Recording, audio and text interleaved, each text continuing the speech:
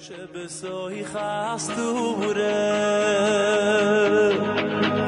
בוודאי גם שם נמצאו השם יסבורה ויפל ביסתורה שבסוי חסטורה. 62,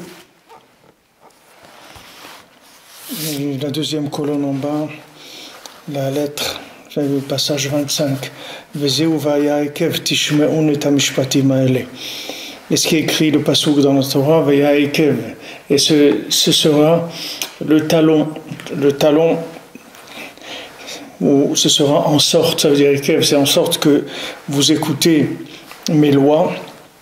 Aïkev Daïka. Pourquoi on a utilisé le mot talon précisément?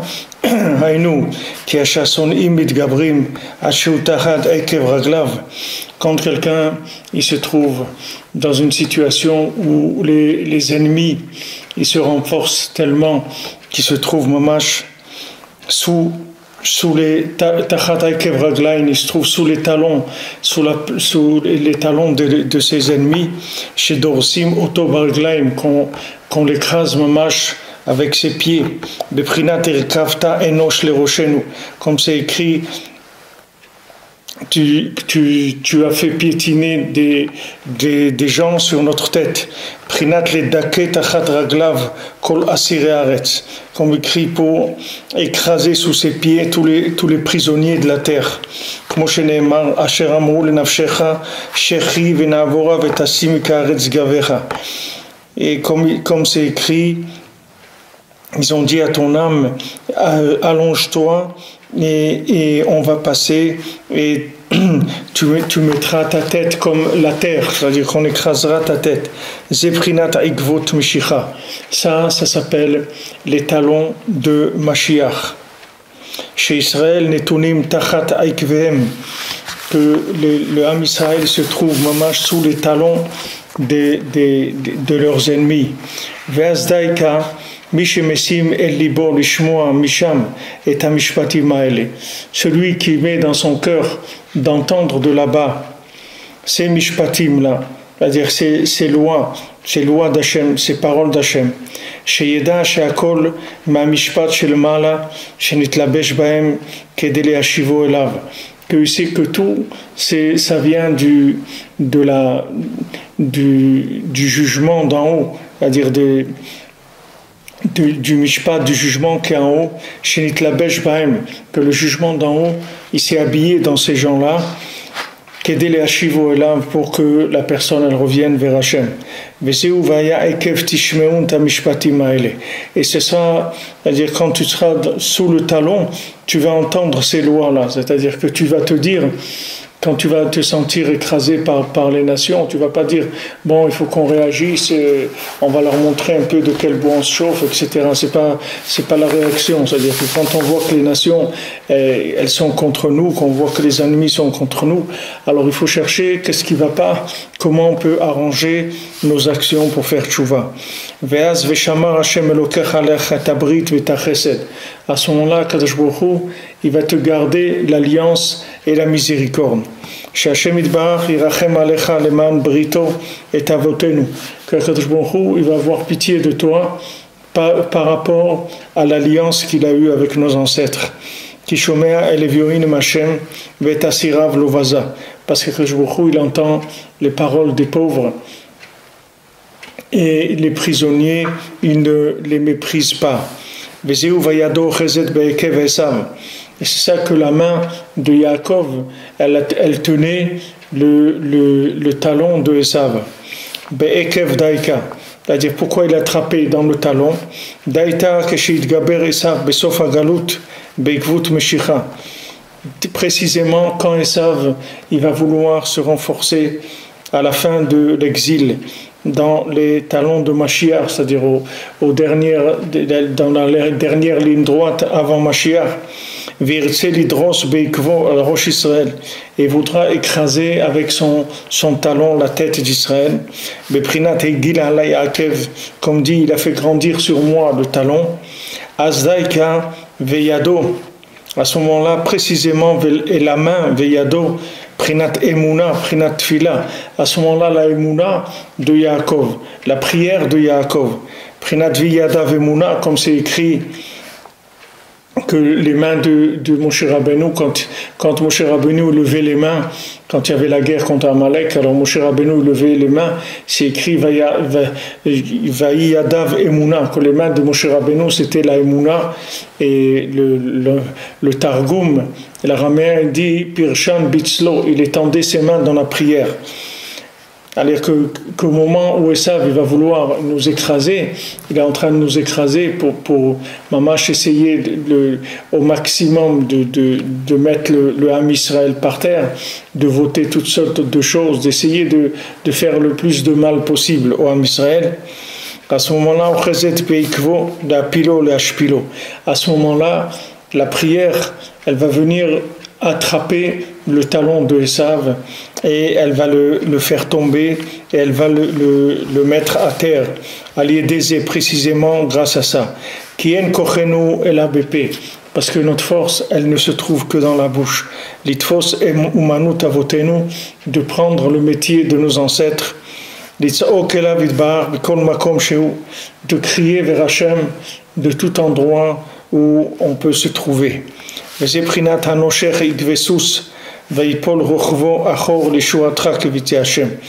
ça qui est écrit, celui qui mord le talon du cheval et le cavalier tombe en arrière.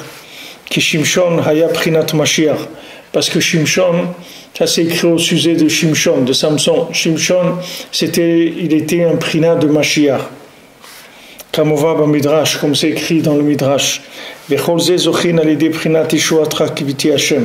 ça on est zoché par l'Ishuatra Kiviti Hashem. On voit Shimshon, c'était la même histoire avec les Pelishtim, etc. Lui il était une partie de Mashiach, il aurait pu être Mashiach s'il n'avait pas eu cette idgabrut, c'est-à-dire il n'y avait pas toute cette rigueur qui l'a attaqué et qui l'a fait tomber. Mais sinon, il était Shimshon, il était kadosh depuis le ventre de sa mère. C'était quelqu'un de très très grand, très fort, mais parce qu'il était kadosh, il avait une très grande kedusha. Alors maintenant, quand on arrive à l'époque de Mashiach, comme maintenant, comme la même chose que Shimshon, alors maintenant on doit être chercher la Yeshua chez Hachem, c'est-à-dire on doit chercher attendre la Yeshua d'Hachem, c'est-à-dire prier et que Hachem il nous fasse une Yeshua, parce que matériellement on peut rien faire, c'est-à-dire qu'est-ce que vous voulez qu'on fasse? On va pas se battre contre le monde entier, on est un pays de quelques millions, même s'il y a encore quelques juifs qui viennent, combien il va y avoir? 8 millions, 10 millions de juifs, que vous croyez qu'on peut se battre contre le monde entier? On peut pas, mais seulement Hachem lui s'occupe. Nous, par le fait qu'on prie, on va réveiller nos droits, on a des droits. Mais ces droits, ils ne sont pas par rapport à nos comportements. Notre comportement, il peut pas valoriser ces droits. C'est-à-dire, on ne peut pas venir avec des droits selon le comportement qu'on a nous. Parce que notre comportement, il n'est pas du tout à la hauteur de pouvoir nous délivrer des problèmes qu'on a, que ce soit des problèmes dans le peuple en général, ou bien en particulier. Donc maintenant, qu'est-ce qu'on va faire? On va prendre le métier de nos ancêtres. C'est-à-dire maintenant, quand on va se mettre à prier, c'est pas tellement la valeur de notre prière, c'est que le fait qu'on va utiliser la prière, qui est le métier de nos ancêtres, ça va réveiller l'alliance de nos ancêtres. Et cette alliance de nos ancêtres, elle est vraie. C'est-à-dire, elle est exploitable, elle est officialisable de chez Hachem. C'est-à-dire, on peut officialiser nos droits chez Hachem par rapport à nos ancêtres, pas par rapport à nous-mêmes, par rapport à ce qu'il a promis à Abraham Avinu, à Yitzhak, à Yaakov. Il leur a promis, eux c'était des gens qui étaient sincères, qui étaient entiers, qui ont donné toute leur vie pour Hachem. Et quand Hachem s'est engagé avec eux, ça veut dire qu'il s'est engagé, mamash, à ce que cette alliance, ça soit une alliance éternelle. Il ne s'est pas engagé momentanément. Il a dit pour toi et pour tes enfants, après dans ta descendance. Maintenant, quand on va prier, on va prier par le mérite des tzadikim, par le mérite de nos ancêtres. Quand vous voyez quand on commence la tfila, on dit Eloké Avraham, Eloké Yitzhak, le Dieu d'Avraham, de Yitzhak et de Yaakov, on commence avec ça la prière. Ça veut dire que maintenant, quand on va prier, on vient pour officialiser les rapports qu'il y a eu entre Hachem et nos ancêtres. C'est-à-dire que par rapport à eux, il s'est engagé à nous sauver. Il s'est engagé à nous délivrer, il s'est engagé à nous protéger, etc. Par rapport à eux, pas par rapport à ce qu'on est nous, mais par rapport à nos ancêtres. Donc quand on va prier, on va réveiller ce mérite-là. Donc c'est ça, on a pris c'est le métier de nos ancêtres de crier de tout endroit où on se trouve. Donc par le fait qu'on attend la délivrance d'Hachem, on espère dans la délivrance d'Hachem. Celui qui espère dans la délivrance d'Hachem, il va prier. Si quelqu'un ne prie pas, ça veut dire qu'il s'est découragé.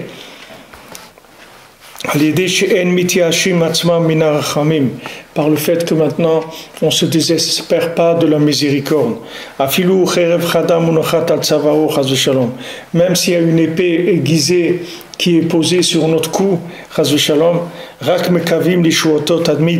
toujours on espère dans la délivrance d'Hachem, et on crie vers Hachem, peu importe comment on soit. Et grâce à ça, même s'il se trouve sous les talons du cheval,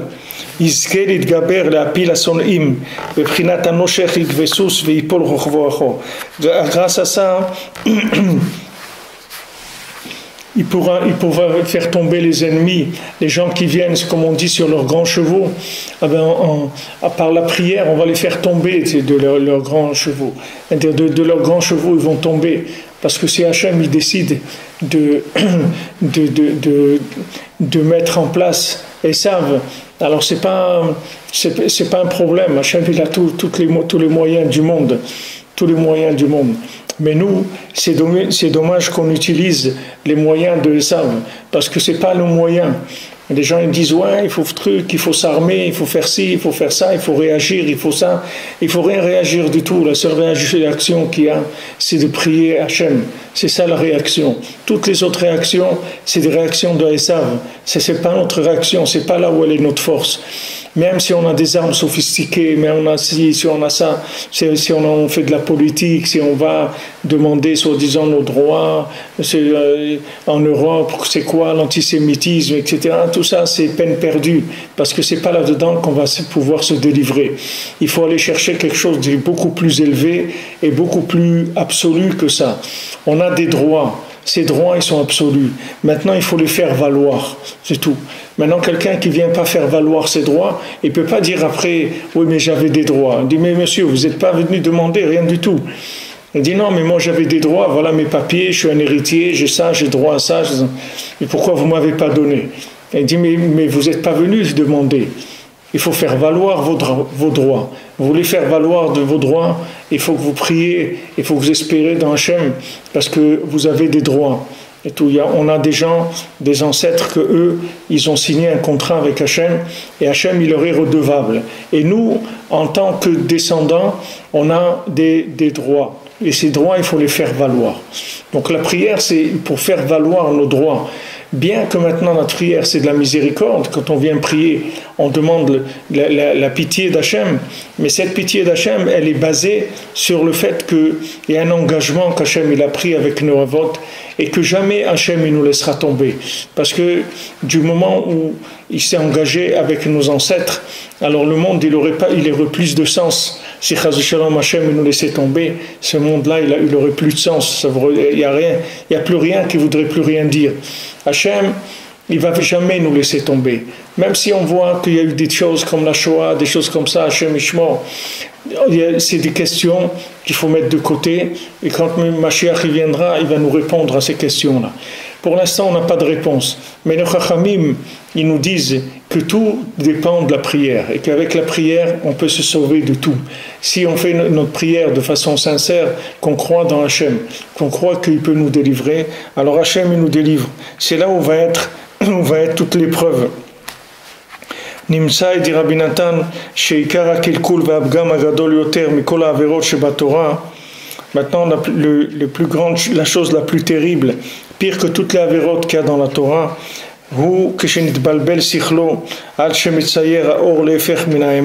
c'est que quand son cerveau il se retourne et il commence à comprendre les choses de façon complètement à l'envers par rapport à la vérité.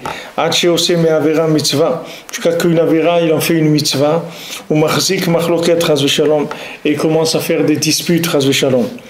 וזה בחינת מה שאמרו הבטנו ז"ל ומובא בשולחן ערוך בסימן הלל שמכוון להעבירו על הדת צריך להרג ולא יעבור. C'est ce qui est écrit dans le Shulchan Aruch, que quand maintenant nos ennemis veulent nous enlever notre religion, ils veulent nous empêcher de faire la Torah, alors on doit se laisser tuer et on ne doit pas transgresser la Torah. אפילו בשערי המצוות שבתורה כשהדבר בפרהסיה בפני 10 מישראל même pour les autres mitzvot de la Torah, c'est pas que pour les trois choses principales qui sont les shfichut damim, gilui arayot et avodah zara, qui sont les trois avérotes principales. Pour toutes les avérotes de la Torah, si c'est en public ou bien que c'est un moment de shmad, c'est un moment où on veut convertir les gens, alors pour n'importe quelle mitzvah de la Torah, on doit se laisser tuer. Aïn Sham va voir là-bas dans la halacha. Davar beferesia ve'ainas mekaven le'aviro al dat. Maintenant, quand la chose est en public et celui qui vient attaquer le Ham Israël, il a l'intention de le convertir.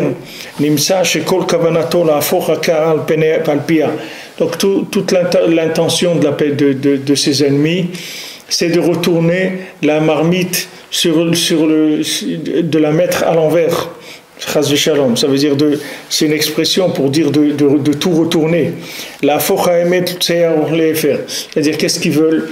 Nous enlever la vérité et dessiner la vérité en autre chose, au contraire. Parce que maintenant il veut enlever notre religion sainte et il veut le transformer dans leur chemin, dans leur mauvais chemin. וכשהדבר בפרהסיה ויכולים חס ושלום רבים לקשר לידי זה, לטעות מן האמת. Quand la chose se fait de façon publique et qu'il y a beaucoup de gens qui peuvent trébucher et qui peuvent se tromper à cause de ça, de la vérité, חס ושלום, שעל זה אורב הבעל דבר ביותר, que ça, le Yetzer Hara, il attaque le plus possible, c'est de prendre des gens qui montrent des choses de la vérité à l'envers. C'est-à-dire c'est ça que le Yetzer Hara il essaye. Il essaye de présenter les choses comme si elles étaient à l'envers. Donc maintenant il doit se laisser tuer et il ne doit pas transgresser. Même si la plus petite mitzvah de la Torah, Bishvil Kiddush Hashem. Pourquoi? Pour sanctifier le nom d'Hachem. Pour pas que le dessin de la lumière il s'abîme complètement. C'est-à-dire n'importe quoi aujourd'hui qu'on fait, n'importe quoi qui se fait, ça a une valeur de Kiddush Hashem. Parce que le monde il est tellement il est tellement à l'envers par rapport à tout ce qui est judaïsme que n'importe quoi qu'on fait pour le judaïsme et surtout des choses qu'on fait en public, ça mamache, c'est comme si quelqu'un il mourait al Kiddush Hashem. Quelqu'un il sort habillé comme un juif dans la rue, que tout le monde y voit qu'il est comme un juif. Aujourd'hui, c'est en Europe, même aux États-Unis, partout, c'est un Kiddush Hashem, c'est-à-dire que la personne elle vient, elle dit voilà, il y a encore Hashem dans le monde, sachez-le. Sachez qu'il y a Hashem dans le monde. C'est-à-dire qu'il montre un signe que ça va à l'encontre de toute l'inversion qu'il peut y avoir dans le monde. Et ça a une valeur extraordinaire. Maintenant, dans nos générations, on est dans d'une telle obscurité que maman, chaque point qu'on peut faire, chaque petite chose qu'on peut faire, ça monte à des niveaux très élevés. C'est-à-dire qu'aujourd'hui, l'homme, il est tellement faible que chaque chose qu'il fait, qu'il soit en public, par exemple, ça lui demande énormément d'efforts, parce que les gens, ils sont faibles. Aujourd'hui, les gens, ça les aiderait beaucoup à entrer dans du conventionnalisme, c'est-à-dire être dans quelque chose qui soit conventionnel. Et quand quelqu'un il vient comme ça, et on dit mais c'est quoi ces gens-là? Regarde comment ils sont accoutrés, regarde quel truc, etc. On vient montrer, non, il y a Hachem. Il y a Hachem dans le monde, c'est pas vrai. C'est-à-dire que même si vous voulez mettre le monde à l'envers, sachez qu'il y a Hachem dans le monde. Même si vous voulez officialiser les mariages homo, sachez que c'est du mensonge. Sachez que c'est du mensonge. Et quelqu'un, il m'a dit, je parlais avec quelqu'un, il m'a dit que tous les chassidim, tous les gens religieux en Amérique et partout, en Europe, partout, ils ont tous enlevé Apple, la marque Apple de leur ils achètent plus les trucs Apple. Ils ont enlevé leur téléphone Apple, ils ont changé ils ont tout enlevé ces choses-là.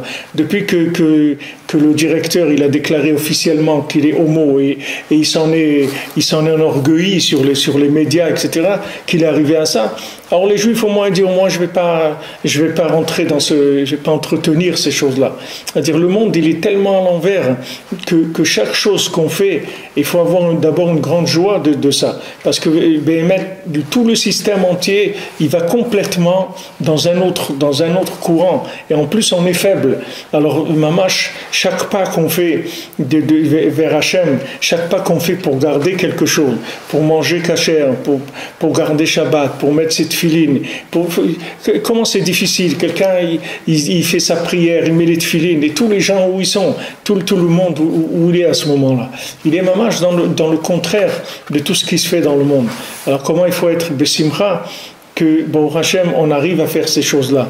Et il faut les faire en sachant que c'est un don de soi. C'est-à-dire, quand on fait quelque chose, la moindre chose, qu'on va acheter de la viande cachère, qu'on met des tzitzit, qu'on fait ce qu'on fait, qu'on se couvre la tête, tout ce qu'on peut faire, chaque chose qu'on va faire, c'est quelque chose qui est du niveau de donner sa vie, parce que c'est pas du tout la même chose. C'est pas la même chose que des années où le Ham Israël il était porté, où il y avait des gens qui étaient plus forts. Les gens ils étaient plus forts dans leur émouna.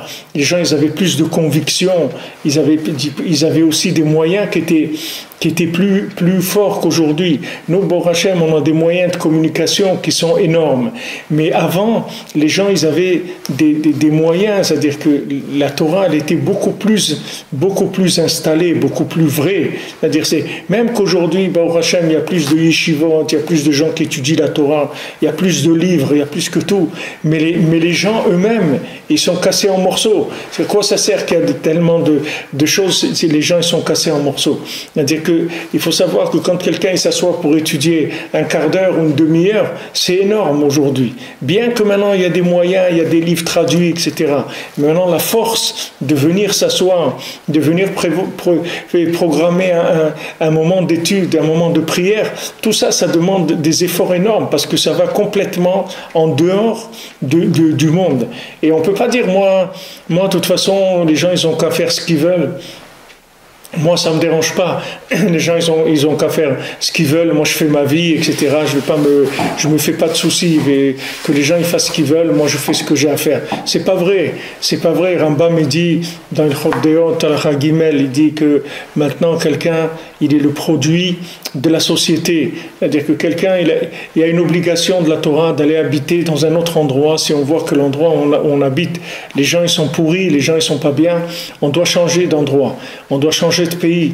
Et le Rambam il dit, si quelqu'un il a trouvé aucun pays où il y a de la crainte d'Hachem, il doit aller habiter dans le désert. Parce que les gens ils vont l'influencer. Il ne faut pas croire que maintenant on dit bon, ils font des bêtises et tout, ça nous dérange pas qu'ils ont qu'à faire ce qu'ils veulent. C'est pas vrai parce que d'abord Esav c'est le corps de Yaakov. Donc quand Esav il fait le fou, c'est comme si quelqu'un il a son corps qui fait le fou. Il peut pas dire non, moi j'ai mon âme, que mon âme elle est pure et tout, j'ai pas de problème, que mon corps il a qu'à faire ce qu'il veut, ça me dérange pas. Mais on peut pas.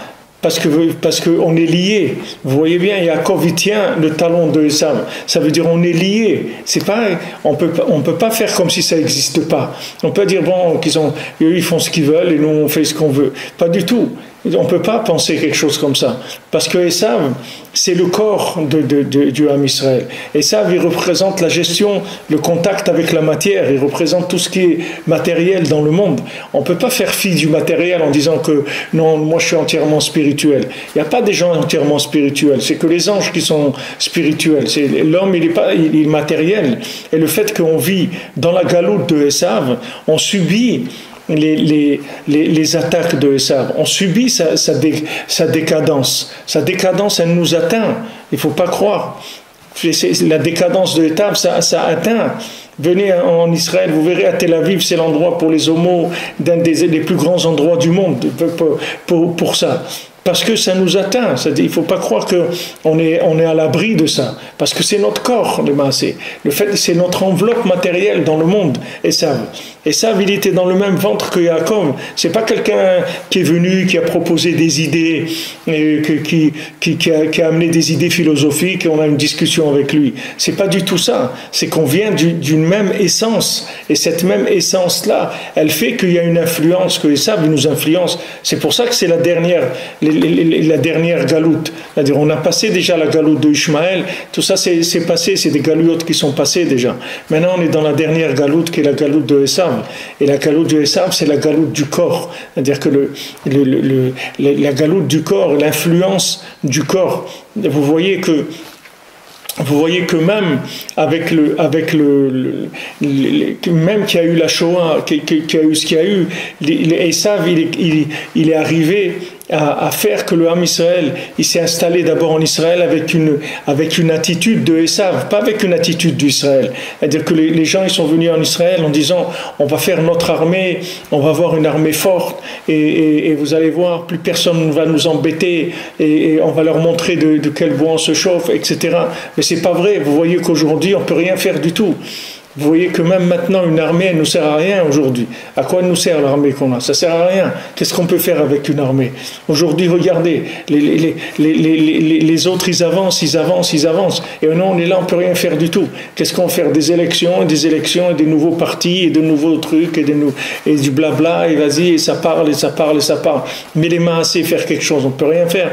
On a bien vu, vous voyez ce qu'il y a eu dernière guerre, ils envoient des milliers et des milliers de roquettes. On ne peut rien faire du tout.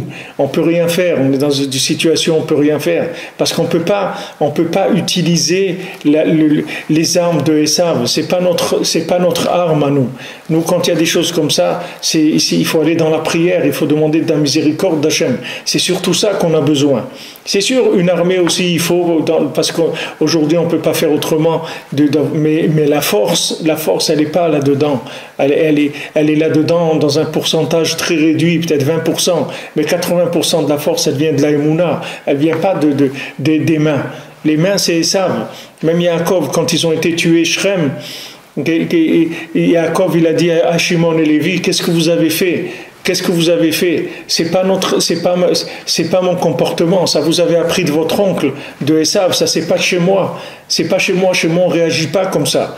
On ne va pas tuer tout le monde parce qu'il y a eu un problème. Alors pourquoi il y a eu ce problème? Voilà pourquoi il y a eu ce problème. Parce que moi j'ai caché Dina, parce que j'avais peur que Esav il la voie et il la prenne. Alors comme je l'ai caché de Esav et qu'elle pouvait peut-être se marier avec Esav et lui faire tchouva. Ah, j'ai pas voulu ça. Alors voilà, j'ai reçu sur la tête qu'elle a été prise par Ishmaël. Voilà ce que Yaakov il a compris. Et Yaakov il a compris qu'il y avait un problème. Que le problème il était chez lui. Le problème c'est pas que Shrem il est venu, il a pris Dina comme ça. Il y a pas il y a rien qui est comme ça. C'est-à-dire si Shrem il a attaqué Dina, ça veut dire qu'il y a un problème. Où il est le problème? Voilà où il est le problème. Il l'a caché, il voulait pas que Esav il la voie. Il a eu peur. Il a eu peur qu'il la prenne. Alors maintenant, Hachem il a dit voilà, tu caches, c'est-à-dire tu vas avec la force, tu veux la cacher de Esav. Si maintenant moi je veux pas que Esav il la prenne, il la prendra pas. Et si maintenant je veux qu'il la prenne, il la prendra. Parce que maintenant si j'ai décidé que Dina, en se mariant avec Esav, elle va lui faire tchouva, alors ça sera un tikkun extraordinaire dans le monde. Ah, maintenant tu as voulu empêcher ça. Alors voilà, il t'est arrivé la même chose et dans le contraire et pire et avec sans tikkun que du kulkul, etc. Alors maintenant, quand les Shimon et Lévi, ils ont vu ça, ils ont dit quoi? Mais on ne fait pas des choses comme ça chez nous, etc. Tac, tac, ils ont commencé, ils ont tué tout le monde. Mais maintenant, c'est Shimon et Lévi, c'est eux aussi qui ont voulu vendre Yosef. C'est aussi qui voulaient tuer Yosef, pas que le vendre. Eux, c'était les plus durs, c'est que dans le Nyan de tuer Yosef. C'est eux le plus qui voulaient tuer Yosef. Parce que toutes ces attitudes-là, elles sont liées. C'est une façon de voir les choses. C'est quand la vérité, elle s'inverse. C'est des gens qui avaient une inversion de la vérité. Même que c'était des Shvatim, et même qu'ils étaient Kedoshim, c'est ceux qui se sont trompés le plus parmi les Shvatim. C'est-à-dire, tous les Shvatim, ils ont un problème avec Yosef, mais eux encore plus que tous. Parce que ceux qui étaient virulents dans le fait de vouloir tuer Yosef, c'était eux. Et ça venait de quoi? De cette attitude-là. Que cette attitude-là, Bémet Yaakov, il leur a dit, ça, vous êtes influencé par votre oncle. C'est-à-dire, c'est une influence de votre oncle, de Esav, que lui, il fait tout avec les mains. Yadaim Yede Esav, que lui, il fait tout avec les mains. Et lui, il a une bracha, al-charbecha tichye, lui, il vit avec son épée. C'est comme ça qu'il vit Esav. C'est comme ça qu'il vit Esav. Je peux vous dire que nous en Israël, comme on vit, avec tous les problèmes qu'il y a avec nos voisins, vous verrez qu'en Amérique, ils vont avoir le 10e de ces problèmes-là, vous allez voir comment ils vont réagir. Vous allez voir avec quelle cruauté ils vont réagir. Parce que maintenant, ils nous font de la morale. Ils disent calmez-vous, restez calme, etc. Ne vous défendez pas, faites attention. Etc. Mais eux, si jamais ça leur arrive chez eux, vous allez voir avec quelle cruauté. De toute façon, c'est déjà arrivé. Regardez qu'est-ce qu'ils ont fait des Indiens, après ils nous disent à nous de la Palestine et tout. Regardez qu'est-ce qu'ils ont fait avec des peuples, ils ont déraciné, ils ont massacré des peuples entiers, et après ils viennent faire de la morale, parce que Esav il a rien d'autre, il sait rien faire d'autre de toute façon. Esav il a une bracha de vivre sur son épée, il connaît rien d'autre, c'est-à-dire c'est sa méthode, il réagit comme ça. Mais nous, on ne doit pas apprendre de ça. Bien qu'on est en galoute chez lui, et bien qu'on est influencé, parce qu'il y a des mains autour de nous sans arrêt, c'est-à-dire sans arrêt, il y a des mains, c'est-à-dire des actions. On apprend, on veut nous apprendre à agir avec les mains. Mais nous, les mains, il faut les lever vers le ciel. Les mains, il ne faut pas les mettre. Vaïadav, Emouna, Moshe Rabbeinu, ses mains, il en a fait dans la Emouna. Je vous le dis déjà, dans le mot main, il y a le mot Emouna. Le mot lui-même, main, c'est dedans, il y a le mot Emouna. Les mains de Moshe Rabbeinu, c'était de la Emouna. C'est-à-dire, qu'est-ce qu'on fait? On lève les mains vers le ciel pour dire que nos mains, c'est des mains qui marchent dans la prière. On les lève, c'est-à-dire notre action, on la lève vers Hachem. On demande à Hachem de nous donner la force d'agir et d'agir pour nous, de faire ce qu'il y a à faire pour nous. Et nous, on transforme les mains en paroles de prière. Kol Yaakov, Yadaim Yede Esav. Il y a les mains de Esav et il y a la voix de Yaakov. Yaakov, il lève sa voix vers Hachem. C'est ça ses mains, Yaakov. Il lève les mains et il lève la voix, la bouche vers Hachem. Et il appelle Hachem. C'est ça notre arme. C'est ça qu'on a appris de nos ancêtres. On n'a pas d'autre chose. On n'a pas appris d'autre chose. C'est vrai qu'Abraham, il a fait la guerre. C'est vrai que David Amelech, il a fait la guerre. Il y a eu des guerres. Mais tout ça, c'est des choses qui sont dites par Hachem et qui sont préparées par Hachem pour des tikkunim. Parce que toutes les guerres qu'ils ont fait, le Ham Israël, ça n'a jamais été des vraies guerres. Ça a toujours été des simulations de guerre. Parce que la guerre, elle était gagnée avant de commencer. Jamais le Ham Israël il a fait une guerre qui était une vraie guerre qu'on va commencer maintenant à se battre. Toujours le prince de cette nation dans le ciel, Hachem il la faisait tomber avant qu'on commence la guerre, ils étaient déjà battus. Seulement en bas, eux ils ne le savaient pas. Mais leur prince en haut, celui qui leur donne la force, il était terminé déjà. Donc quand ils faisaient la guerre, ils étaient déjà perdants avant de commencer. Toutes les guerres qui étaient des guerres officielles, elles étaient comme ça. Et bien, même en Israël, quand il y a eu la guerre des 6 jours, c'était aussi comme ça. Ils ont vu beaucoup de miracles. Ils ont vu des anges, ils ont vu des choses qui sont passées qui n'étaient pas du tout des choses, des lois naturelles. Il n'y avait aucune loi naturelle, c'était que des miracles. Hachem aussi, il a donné Toutes ces nations, il les a données dans les mains du Ham Israël. Mais seulement le Ham Israël, après les gens, ils ont cru qu'ils avaient gagné la guerre d'eux-mêmes. Ils ont pas été modés, ils n'ont pas reconnu le miracle qu'il y a eu. Alors maintenant, après, on est rentré dans des choses inversées, des vérités inversées. Des vérités inversées. C'est-à-dire que quand les gens ils disent « ouais, on est les plus forts », c'est pas comme ça qu'il faut voir les choses. C'est pas comme ça qu'il faut voir les choses. Il faut dire que l'homme Israël, il a la force d'Hachem. Quand Hachem il dit de faire quelque chose, alors on écoute Akadosh Baruch Hu, et avec ça, on a la force de tout. C'est-à-dire, Hachem, il s'occupe de nous. C'est pas de ce monde-là qu'on va tirer la force. De chaque chose, on vient, on a un procès, on a un truc. C'est pas de nous. Nous, on peut pas lutter contre ces choses-là. Nous, ce qu'on peut, c'est faire appel à Hachem, qu'Hachem, il s'occupe de nous. C'est tout comme il a promis à nos ancêtres. Mais nous, on n'a pas la force de venir lutter de par nous-mêmes. C'est impossible. Qu'est-ce qu'on est? Une petite nation dans le monde de rien du tout. Qu'est-ce qu'on va lutter contre le monde entier? On ne peut pas. Regardez, tous les jours, tous les gens ils parlent de nous, tous les gens ils font des trucs, tous les gens ils se mêlent de nos histoires, de nos trucs. Regardez les Anglais, ils ont une colonie à Chypre, ils ont pris des choses, c'est pas officiel, que c'est contre les lois de l'ONU, etc. Mais personne ne dit rien, parce que ça dérange personne. Ce qui dérange, c'est l'Am Israël. Dérange que l'Am Israël existe, ça dérange tout le monde, parce que comme on a vu, c'est la conscience du monde, ça dérange tout le monde. On est là, ça veut dire Hachem, il est là. Et ça dérange tout le monde. Alors ils attaquent tout ce qu'ils peuvent attaquer, que ce soit l'antisémitisme. Regardez, les gens ne croyaient pas qu'on arriverait à parler des Juifs comme on parle aujourd'hui. Aujourd'hui, tout le monde parle comme il veut, il raconte, il s'allie, il parle avec de la haine, tout ça, il n'y a aucun problème aujourd'hui, c'est fini. Soi-disant, après la guerre, ça recommencera plus, et après la Shoah, jamais plus on parlera comme ça, etc. Les mêmes choses, les mêmes paroles, tout est là, il n'y a rien qui a changé. Rien n'a changé, Esav, c'est toujours Esav, c'est toujours le même, il n'y a pas de changement. Seulement nous, Baruch Hashem, ça a changé. Baruch Hashem, il y a des tzadikim qui travaillent pour nous. Et ces tzadikim-là, ils ont emmené dans le monde un da'at, c'est-à-dire une conscience, que cette conscience-là, elle va dominer la violence. Cette conscience, elle va complètement éliminer la violence. Parce que, pour Hachem, il a envoyé Rabbi Nachman, et si les gens ils avaient écouté Rabbi Nachman, il n'y aurait pas eu tous les malheurs qu'il y a eu dans l'Am Israël depuis 2 siècles. Tous ces malheurs-là, ils sont venus parce que les gens, ils n'ont pas écouté. Les gens, ils n'ont pas écouté Moshe Rabbeinu. Quand les gens, ils n'ont pas écouté Moshe Rabbeinu, il est arrivé tous les malheurs qu'il est arrivé. S'ils avaient écouté Moshe Rabbeinu, si on avait écouté Rabbi Nachman, tout ça, toutes ces souffrances-là, on n'aurait pas eu toutes ces souffrances. Parce que le tzaddik, il sait exactement comment ça marche. Il sait chaque génération comment elle marche et où il faut appuyer, sur quel bouton il faut appuyer pour que ça marche. Alors Rabbi Nachman il dit, parlez avec Hachem. Quand vous parlez avec Hachem, alors vous l'empêchez de faire des décrets dans le monde.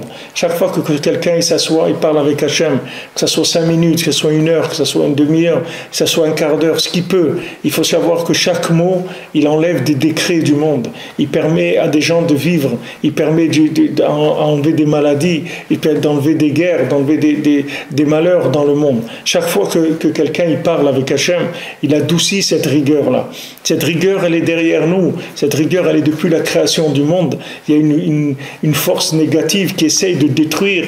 Il y a eu le déluge, il y a eu les générations de la tour de Babel. Il y a eu combien de malheurs dans le monde, de destruction. Toutes ces destructions, elles sont là parce qu'il y a des forces négatives qui accusent en permanence. En permanence, il faut réagir contre ça. Comment on va réagir? On ne peut pas réagir avec des armes, on ne va pas les battre contre le bâton. Il y a un bâton quelqu'un nous tape avec un bâton, on va les mordre le bâton. On ne va pas les mordre le bâton, on va chercher pourquoi il y a ce bâton-là sur nous. D'où il vient ce bâton? Et on va aller à l'origine, on va arranger la chose. Et chaque dibour, chaque parole de tfila vers Hachem, ça transforme les mains en paroles, c'est-à-dire les mains qui sont des mains qui viennent pour attaquer, ces mains, elles sont complètement annulées grâce aux paroles qui ont transformé ces mains-là. C'est-à-dire quand nous, on utilise nos mains, on en fait des paroles, alors les mains de Esav, elles disparaissent, parce que les mains, c'est qu'une apparence dans ce monde, parce que Béhémet, les Amito, Personne ne peut rien faire dans ce monde. Bémet Lamito, il y a Hachem qui dirige le monde et c'est lui qui aura la dernière parole. C'est-à-dire, c'est lui qui aura le dernier mot. Il n'y a personne qui va faire ce qu'il veut dans ce monde. Mais apparemment, Hachem, il laisse pour que les gens, ceux qui veulent, ils puissent avoir un salaire, ils puissent gagner, ils puissent faire des profits dans ce monde. Alors Hachem, il laisse les autres danser le temps que c'est possible qu'ils fassent des profits. Mais si maintenant, il n'y a plus de possibilité de faire de profits, ça va être une faillite, vous en faites pas, c'est comme en Égypte. Hachem, il est venu, il a nettoyé tout, il a dit, bon, ok, c'est puisque maintenant, c'est plus possible. Puisque maintenant, ils n'ont plus la force, alors allez, on y va. Il a amené des plaies, il a nettoyé, il a fait tout jusqu'à ce qu'ils sont sortis d'Égypte. Mais seulement, c'était qu'une partie de 20% seulement. Aujourd'hui, c'est tout le monde qui doit sortir. C'est pas que 20%, c'est tout le Ham Israël et toute l'humanité. Tous ceux qui voudront chercher la vérité, ils doivent sortir aujourd'hui. C'est-à-dire, ils doivent sortir de la galoute. Tout le Hémet, il doit sortir de la galoute. C'est beaucoup plus grand encore que ce qu'il y a eu en Égypte. Mais il ne faut pas croire que Hachem, il a un vrai droit de veto sur l'humanité. C'est l'humanité, c'est pas elle qui va décider de son avenir. C'est Hachem qui décide de l'avenir du monde. C'est-à-dire que Hachem, il laisse tant que le jeu, il se fait de façon légale, de façon honnête, qu'on respecte les règles. Du moment où il y a un respect des règles du jeu, il n'y a pas de problème. Hachem, il laisse faire. Mais si jamais il n'y a plus de respect des règles du jeu, c'est terminé. C'est terminé. Vous voyez, il naît des choses dans le monde que personne ne pouvait imaginer que ça existerait.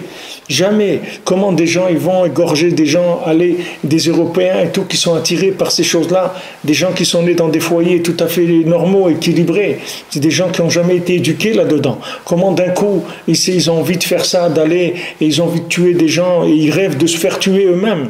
Ils se rêvent de se faire tuer. Regardez où les gens ils sont arrivés. Ils se rêvent de se faire tuer. C'est-à-dire, ils croient que s'ils se font tuer, c'est super, c'est extraordinaire. Regardez qu'est-ce qu'ils sont arrivés, leur inverser la tête complètement. Jusqu'à que quelqu'un, il lui fait croire qu'il va avoir, dans le monde futur, il va avoir un harem de trucs, il va avoir un casino ou des trucs. Regardez avec quelle bêtise. C'est des choses tellement basses, en plus, qui peut promettre à la personne. S'il lui promettait des choses qui étaient un peu transcendantes, mais il lui promet les poubelles qu'il y a dans ce monde. Il dit, tu vas les trouver là-bas. Tu vois toutes ces poubelles-là qu'il y a ici, et bien là-bas, tu vas avoir des super poubelles. Et ça lui donne envie. Regardez dans quelle folie le monde se trouve aujourd'hui. Parce qu'il se prépare quelque chose. C'est pas que le monde, il va, Hachem, il laisse aller vers là où chacun, avec son libre arbitre, il va. Mais les maasés, à la fin, si ça ne prend pas la tournure que ça doit prendre, si l'homme lui-même il tient pas le volant comme il faut, Hachem, il va prendre le volant. Parce que c'est obligé que l'histoire du monde se termine comme Hachem il a voulu. Ça ne va pas se terminer autrement. Il n'y a personne qui va prendre une décision qui soit définitive pour l'humanité. Toutes les décisions des gens sont temporelles. C'est tout. On va voir ce qui va se passer. Si maintenant il y a une chance que les choses elles aillent bien, alors Hachem il laisse tout pour que les choses elles s'améliorent et elles aillent vers le bon sens. Mais si maintenant les gens ils vont vers une destruction de l'humanité, ils ne détruiront pas l'humanité. Personne ne détruira l'humanité. L'humanité, elle arrivera à son tikkun beshlemut. Rabbi Nachman, il a dit, il arrivera à son tikkun beshlemut. Et Mashiach ne tirera pas un seul coup de fusil. Mashiach, il va ramasser le monde entier avec que des paroles, c'est tout. Il ne va pas du tout tirer un coup de fusil. L'arme de Mashiach, Rabbeinu dit Torah Bet dans Écoutez Moran, c'est que la prière, c'est tout. C'est Mashiach, il va révéler qu'on peut obtenir d'Hachem, en parlant avec lui, tout ce qu'on a besoin. C'est là où elle est l'arme principale. Tout le reste, c'est uniquement des simulations, c'est virtuel, c'est pas vrai. On voyait ça, utiliser les armes. Regardez quand les Américains, les trucs, ils ont été en Afghanistan, ils ont été là, vous croyez qu'ils ont fait qu'est-ce qu'ils ont fait? Regardez, ils sont partis, qu'est-ce que ça a changé? Regardez, ça n'arrête pas, c'est de pire en pire. de pire en pire. Il y a pas, avant il n'y avait que l'Afghanistan, après l'autre il s'est mis, après l'autre aussi, et l'autre, et le printemps arabe, et les trucs, et allez, tout. Il y a dans quel état il est tout cet endroit-là du monde. C'est devenu un endroit complètement d'efkéroute totale. Et en plus, il y a des armes qui circulent d'un endroit à l'autre, des armes chimiques, des trucs. C'est incroyable. C'est-à-dire à quoi le monde il est arrivé.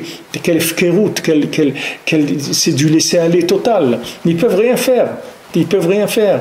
Bien que c'est les Américains, ils ont des gros bombardiers, des trucs. Regardez les massés sur le terrain. Il n'y a rien eu. Il n'y a rien qui s'est arrangé. Ça fait que être que pire qu'avant. Alors maintenant, il faut savoir que Hachem, il ne laissera pas les choses aller vers une destruction. Il faut savoir qu'il n'y aura pas de destruction, que l'humanité, elle va arriver à une réparation totale dans la joie, dans la émouna, dans la simcha, dans la havat d'Israël, dans la havat des briotes. Tout le monde sera content. Il va y avoir du shalom, il va y avoir quelque chose de merveilleux. En attendant, ce qui se passe là, c'est uniquement des choses qui vont préparer ça. Maintenant, c'est un moment d'examination, c'est tout. Chacun, il doit choisir son camp, c'est tout. Il doit choisir son camp, il doit choisir ce qu'il veut. Et selon ce qu'il veut, il fera partie de la fin de l'histoire. C'est d'après ce que chacun il aura choisi. C'est ça la chance qu'Hachem donne à chacun. Mais Hachem, quand il faudra faire le déroulement de l'histoire, il le fera. Il n'y aura pas besoin d'intervention de qui que ce soit. Les choses elles se mettront en place de par elles-mêmes. Il n'y aura pas besoin c'est pas quelqu'un qui va faire quelque chose. Hachem, il arrivera à amener une conscience dans le monde, que cette conscience, elle changera le monde complètement. C'est tout ce qui manque au monde, c'est de mettre un peu de conscience de la vérité. Seulement maintenant, il y a une inversion qui est tellement grande que les gens ils deviennent fous. Il dit que maintenant, toute la raison pourquoi on doit se laisser tuer, pour si on veut nous obliger à faire les 3 avérotes qui sont graves, Avodah Zara et Gilui Arayot et Shfichut Damim, que ces avérotes-là, on doit se laisser tuer et pas les transgresser. Parce que ces avérotes, elles abîment complètement le dessin de la lumière. Et c'est pour cette raison-là qu'on doit se laisser tuer pour toutes les mitzvot qu'il y a dans la Torah. C'est-à-dire quand on a l'intention de nous enlever le judaïsme, c'est-à-dire qu'on veut nous faire une avéra pour nous convertir, alors là, n'importe quelle avéra qu'on veut nous faire, on se laissera tuer. Pourquoi? Parce que le but, c'est de nous convertir. Quand on voit qu'on veut nous convertir à du mensonge, alors on doit résister et donner notre vie pour pas tomber là-dedans. Et aussi une chose qu'on veut nous faire en public devant un rabbin d'Israël, c'est-à-dire quand il y a une grande communauté d'Israël et devant tout le monde, on veut faire fauter un juif pour le faire tomber, alors là aussi il doit se laisser tuer, il ne doit pas fauter. Et au moment aussi de conversion, parce que tous ces inyanim là, c'est la même chose. C'est-à-dire, qu'est-ce qu'on cherche là? On cherche à inverser les valeurs. On cherche à enlever les valeurs du Ham Israël. C'est ça ce qu'on veut. C'est-à-dire que le Ham Israël, il a des valeurs. Ces valeurs, on les a héritées par la Emouna, parce qu'aujourd'hui avec le Sechel c'est impossible de comprendre ces valeurs-là. Aujourd'hui les Sechel des gens, le cerveau des gens il est détruit complètement. Qu'est-ce qu'ils vont comprendre les gens? Ils ne peuvent rien comprendre. Seulement avec la Emouna on a reçu des valeurs. Bon Hachem, ces valeurs-là c'est toutes les mitzvot de la Torah, c'est la prière, tout ce qu'elle nous demande la Torah de faire. Maintenant le monde entier il essaye d'aller de nous influencer dans le contraire de ça. Donc nous on doit lutter. Et aujourd'hui la moindre chose qu'on fait, ça a une valeur de donner sa vie. Béhémet, chaque fois que chaque fois qu'un jeune il va à la yeshiva pour étudier la Torah tous les jours, c'est comme s'il donne sa vie mamash, c'est comme s'il faisait offrande de sa vie mamash. Tellement le monde, il est à l'opposé de ça. C'est-à-dire, la valeur de ce qu'on fait, elle ressort par rapport à l'opposition qu'il y a à ces choses-là. Il y a une telle opposition à ça que chaque point, il prend une valeur, une dimension extraordinaire. Comme il y avait à l'époque du roi Ménaché. Le roi Ménaché, il avait fait faire Avodah Zara. Alors, une fois, Le roi Ménaché, il était tombé dans l'idolâtrie. Il avait même fait de l'idolâtrie en Israël. Alors une fois, il y a des rabbinim qui se sont réunis et ils ont voulu juger le roi Ménaché. Ménaché était déjà mort depuis longtemps. Ils sont réunis pour voir son dossier un peu. Alors le roi Ménaché, il est venu en rêve à l'un d'entre eux, le plus grand Missama des rabbinim qu'il y avait là-bas. Il lui a dit, tu sais, si toi tu étais à mon époque, toi, tu aurais relevé ton vêtement pour courir faire Avodah Zara.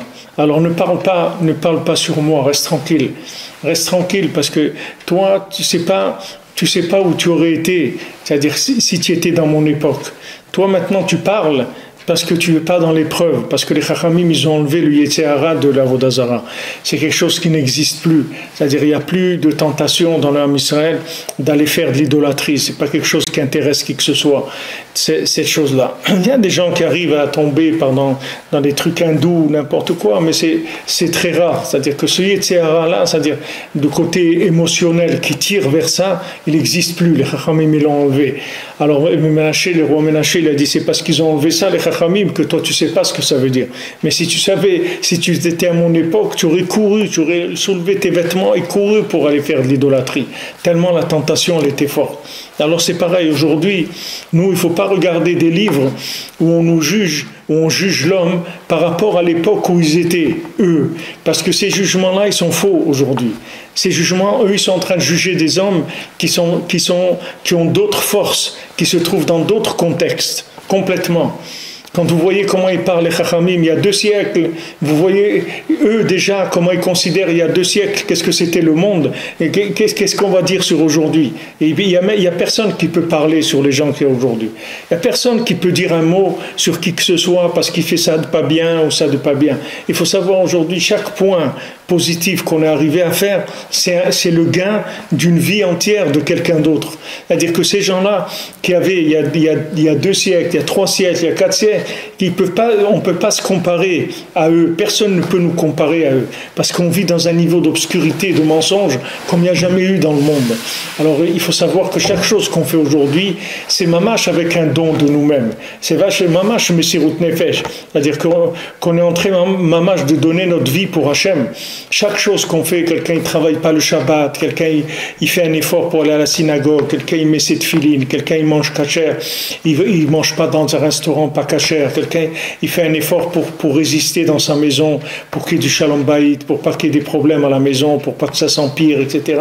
Il essaie d'être gentil avec ses enfants, il supporte de la révolte des enfants, il supporte de l'ingratitude des enfants, etc. Tout pour les maintenir, pour dire, bon non, si je reste gentil avec eux, si je les aime, etc., alors il y a plus de chances qu'ils vont rester dans le judaïsme, qu'ils vont faire encore des mitzvot, etc. Tout ça, c'est un don de soi. Avant, c'était pas comme ça avant. Avant, les gens, ils étaient plus forts, ils étaient durs, c'était pas du tout la même chose. C'était pas du tout la même chose. C'est d'autres valeurs complètement. Chacun, il a des grands-parents, et il sait comment ils étaient, ses grands-parents. Alors imaginez-vous, il y a 2-3 siècles avant nous, comment ils étaient les gens. Ils avaient une autre force intérieure, c'était autre chose qu'aujourd'hui. Bon, aujourd'hui, les gens, c'est de la guimauve, les gens, c'est rien du tout. Ils n'ont pas de force. Alors que chaque chose qu'ils font, ça demande un effort énorme pour arriver à faire cette chose-là. C'est-à-dire, ça demande de mettre en place toutes sortes de choses pour pouvoir réaliser une mitzvah. Donc on ne peut pas juger les gens. Il faut savoir qu'on est dans Ekev, on est en bas, sous le talon, on est écrasé complètement par la Sitra Achara.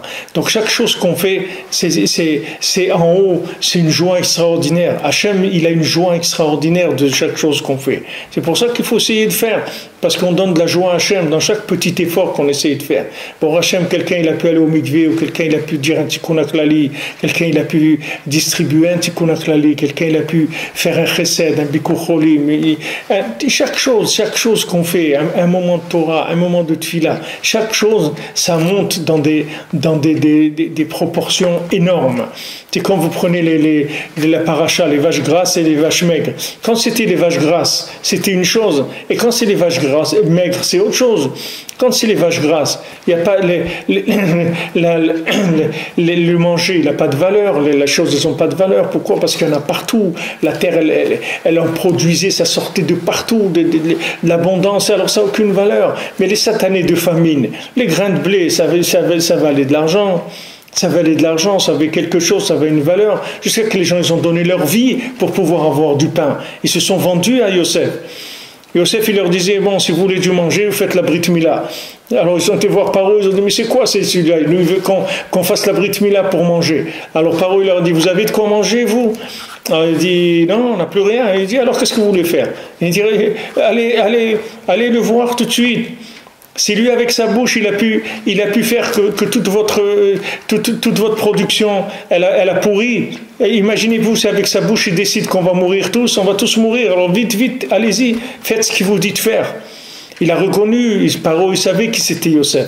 Il savait que Yosef, il avait dans sa bouche, il dominait tout le monde, toute l'humanité, elle était dans sa bouche à Yosef. C'est-à-dire, il pouvait faire n'importe quoi du monde. Il le savait, Paro. Quand il l'a vu, il l'a reconnu. Il a dit, il n'y a pas un homme comme toi sur terre, ça n'existe pas. Il l'a reconnu à Yosef. Il savait que c'était le Tzadikador. Il a dit, va vite l'écouter. Aujourd'hui, c'est pareil. Quelqu'un, il écoute le tzaddik. Pourquoi il va écouter le tzaddik? Parce qu'il a intérêt à écouter le tzaddik. Parce que le tzaddik, il est venu pour s'occuper des gens qui sont dans cette génération, dans ces générations de Gveta de Mshicha, de talon de Mashiach. Le tzaddik, il n'est pas venu pour donner un plus à des académiciens. C'est pas ça le but du tzaddik. Le tzaddik, c'est pas d'ajouter un galon à un académicien. C'est pas ça qu'il veut. Le tzaddik est venu sauver des gens qui sont dans l'asphyxie totale. Des gens qui sont mamash au seuil du désespoir total, parce que d'un côté ils n'ont pas envie des tavot de ce monde parce que ça leur dit plus rien, et d'un autre côté ils n'ont pas la force de rentrer dans la Kedusha, de vivre comme des juifs comme il faut. C'est très difficile pour les gens. Donc maintenant le tzaddik, lui, il est venu pour ces gens-là, et quand il donne une méthode, il faut l'écouter, parce que lui il a la force à travers cette méthode-là de faire vivre les gens, de leur donner la force de se renforcer, de faire plus et plus et plus, de sortir tout le bien qu'il y a à l'intérieur et de pouvoir réaliser des choses extraordinaires qu'ils ne savaient pas avant qu'ils pourraient réaliser. Avant, ils n'imaginaient pas les gens qui pouvaient faire ça. Et le tzaddik, il dit, voilà, ces gens-là que vous voyez comme ça, moi je suis capable de leur faire des choses extraordinaires. Même dans cette galoute, même dans cette pourriture qu'il y a dans le monde, je peux faire briller des gens. Je peux leur donner une force intérieure. S'ils m'écoutent, et Rabbeinu, il n'a pas donné des choses compliquées. Il a donné la Hitbodedut, il a donné le Shulchan Aruch, il a donné le Uman Rosh Shana. Après, il y a Tikkun Klali, il y a le côté de Filot, il y a tout ce que chacun il peut faire. C'est pour les Maasiot. Bon, Hachem, Rabbeinu, il n'a pas donné des choses difficiles, mais ce sont des choses qui sont adaptées aux besoins de la génération. C'est fait pour les gens qui vivent dans nos générations. Alors maintenant, quand on voit des livres qui ont été écrits avant, il faut savoir que ces livres-là, ils s'adressaient à des gens qui avaient d'autres, qui étaient dans une autre stature complètement, qui avaient une autre force que nous aujourd'hui. Il ne faut pas essayer de se comparer, essayer de ramper pour essayer d'arriver à ces niveaux-là, parce que c'est pas là-dedans où ça se trouve. On peut arriver à ces niveaux, on peut arriver même à des niveaux plus grands encore, mais pas avec cette méthode-là. C'est une autre méthode, parce que la méthode, elle est par rapport à la maladie de la génération. La méthode, elle vient en réaction par rapport à la maladie. Si quelqu'un il a une maladie et qu'il a guéri, on ne peut pas prendre le médicament en disant mais ce médicament il a guéri.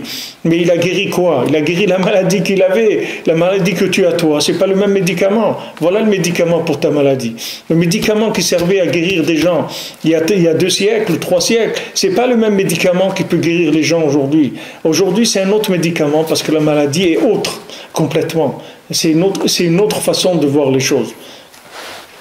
Bezrat Hashem, puis Be'atzlacha.